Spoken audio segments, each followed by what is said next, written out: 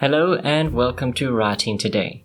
My name is Matthew Dewey, and in this episode I'll be talking about the common mistakes that writers make and how to avoid them. Whether you are new to writing or not, if you find yourself making these mistakes, here are some solutions that you can use to overcome them. As always, you can read this blog post on my website, thepensedsleuth.com. There's a link to it in the description below. If you are interested in taking your writing education further, I recommend you check out this workshop. And if you want to see my teaching methods first, there's a link to a free writing course at the top of the description. With that said, let's get into the video.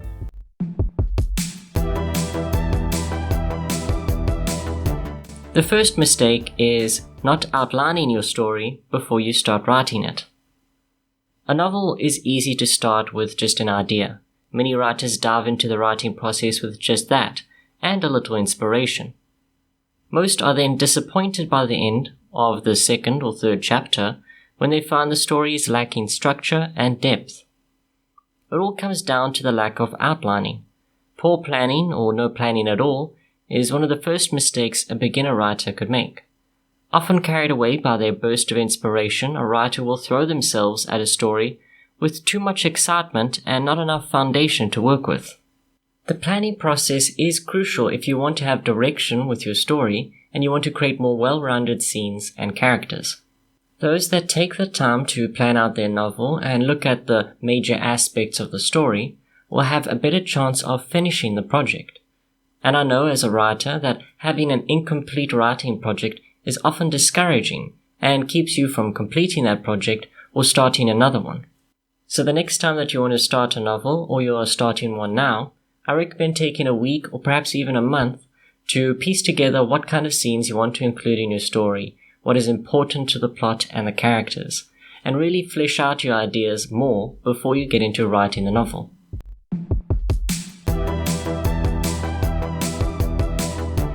The second mistake is a lack of character development. The plot isn't the only thing that develops throughout the story, so do the characters. Too often a writer will establish a character that is already complete. The character has a personality the writer enjoys, their flaws are more charming than detrimental, and it seems like the story always goes their way, despite some tense scenes. However, this isn't the way to write an engaging character. An engaging character is flawed and noticeably so. Their problems, their fears, their weaknesses are presented from the start. The hero always starts off weak in some respect, and it is only through other characters and major scenes in the story that they start to learn and grow. If you want to avoid this common mistake, you need to take a look at your character and the kind of story that you want to tell. Take a look at your character and see if you can't create a weakness that suits that story, and perhaps their personality, helping them become more well-rounded by the time the story reaches its end. This is another form of challenge or obstacle for your characters, and these obstacles are often the most interesting and relatable, as they help the character to become a better person and overcome the final and major obstacle in the story, which is often the antagonist themselves. For example, if there is to be a physical confrontation at the end of your story between the protagonist and the antagonist, it is commonplace then for the hero to start off in a weaker state. They either need to get smarter, learn how to use a sword or throw a punch, whatever it may be. They train themselves and they grow, they learn to become a more suitable opponent to your antagonist by the time that scene arrives. And of course, this isn't only for the adventure stories. A lot of stories do focus on more emotional or mental barriers than physical ones. And it's about overcoming these obstacles by the end of the story. Whether the character is suffering from grief, low self-esteem, or perhaps they just have a bad moral compass, they are an entirely different person by the end of the story. And it should be said that the greater the character development, the greater the reader's attachment will be to that character.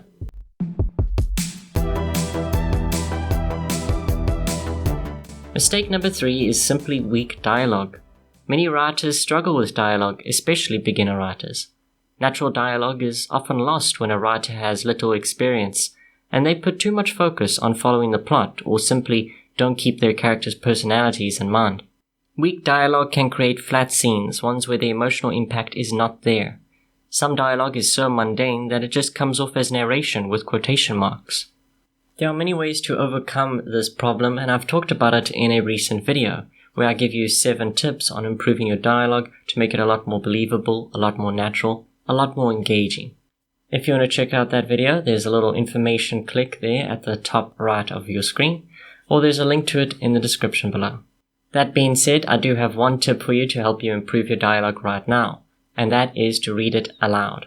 By reading your words aloud, you have a better time spotting the problem areas in your dialogue. Your eyes and your mind can only spot so much, but it's really your ear that is trained for creating believable dialogue.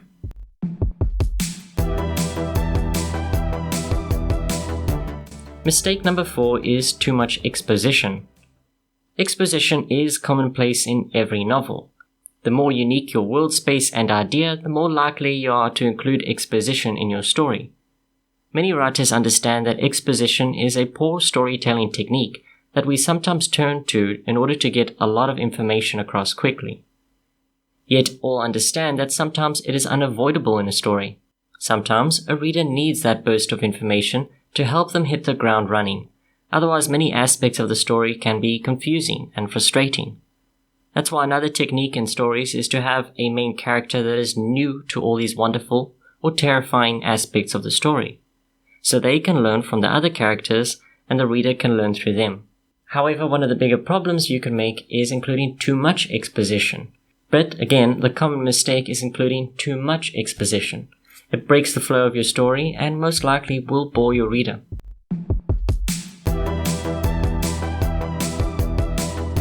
Mistake number 5 is poor pacing. Pacing is something that needs to be maintained throughout a story. Pacing is the speed at which the story unfolds, and depending on the scene, the pacing can be faster or slower, but overall, it should be consistent. A poorly paced novel is not only confusing for the reader, but frustrating. If you want to avoid this mistake, it's important to pay attention to the rhythm of your story. Be sure that you have a clear idea of the story structure from your planning phase, and how each scene should feel.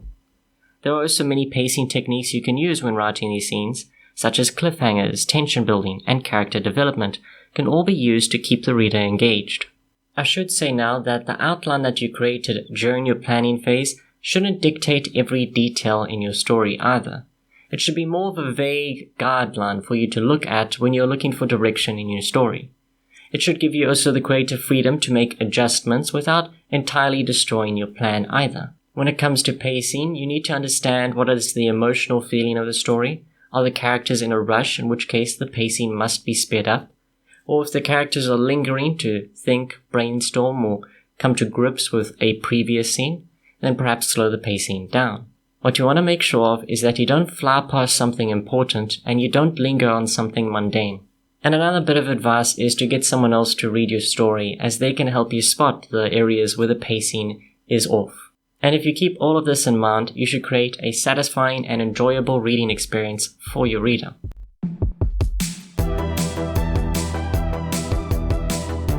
The next mistake is a lack of conflict, and I've always said that conflict is very important to a story.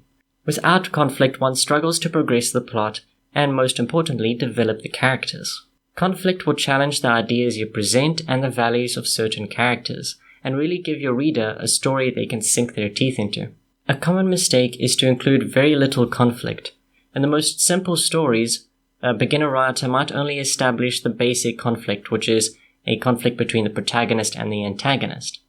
But conflict can be introduced in any area of your story and between any character. Conflicts between protagonist characters can often lead to the most character development. Sometimes the values of a character can only really be challenged by other characters of the same type. When left unchecked, any character can maintain bad habits that can lead to their downfall. That is why it is so common for antagonists to approach conflict amongst themselves in a way that doesn't lead to development, either through absolute rejection of the notion of weakness or simply through selfish acts. As a result, the protagonist grows stronger while the antagonist does not, which is what makes the idea of the hero catching up to the villain so realistic, even though it is commonplace in most stories. And of course, the same could apply to physical conflicts. Fights can often be a great way for a character to grow and develop. For example, a hero will often take a fight they're unsure of winning, but they often take that fight for a valiant reason. and if the hero wins in this fight, the result is them growing much stronger than they once were. When it comes to the antagonist, on the other hand, they often try to pick fights that they know they can win, or flee the fights they're unsure about. Again, this is another reason why some characters will develop and grow better than others. Conflict is full of many interesting moments and is important to any great story, and especially every great character.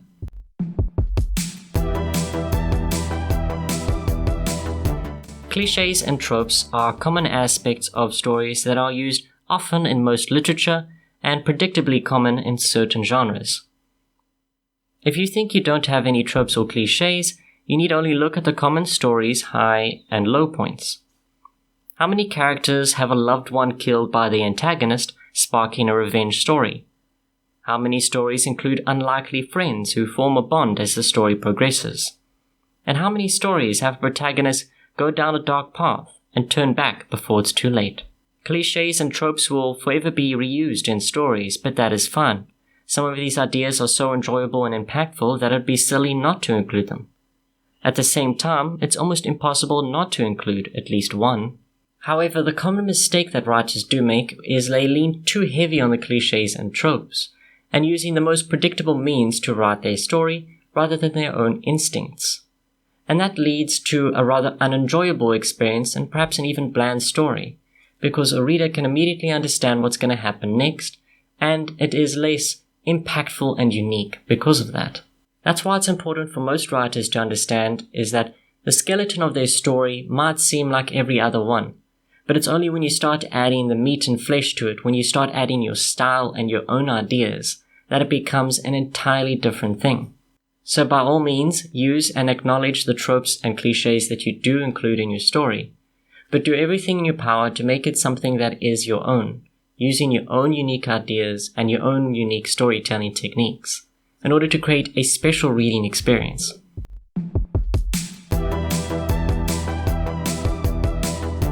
And there you have it. Those are some common mistakes that one can make when writing their novel. If you are an experienced writer, what mistakes did you make when writing your first novel? And what do you do today to avoid making those mistakes again? Thank you for watching, and if you enjoyed, be sure to leave a like and subscribe if you haven't already. And if you're thinking about taking your writing education further, I recommend checking out my Writer's Workshop. All writers in my Writer's Workshop receive lifetime access to all my writing courses, past, present, and future. And if you're interested in some personal coaching, you and I can work together to write a novel you can be proud of. There's a link to all of that in the description below. Thank you for joining me, and as always, good day, good night, and happy writing.